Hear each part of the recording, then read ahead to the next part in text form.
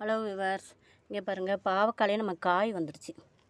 இங்கே பாருங்கள், பாவக்காய் காய் வந்துருச்சு. குட்டி குட்டியாக நான் காய் வேறு நிறைய கிடக்குது.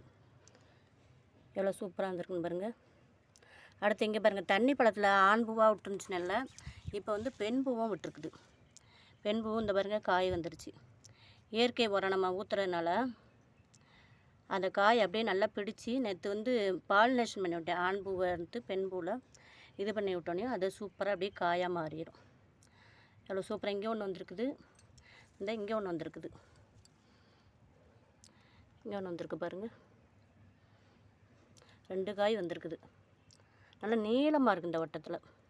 போனது குட்டையாக இருந்துச்சு, இந்த வட்டம் நல்லா நீளமாக இருக்குது.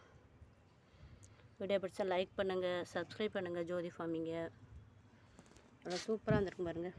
இந்த பாருங்கள், குட்டி குட்டியாக வேறு காய் கிடக்கு. பாவக்காய் இந்த குட்டி குட்டியாக கிடக்கு பாருங்கள்.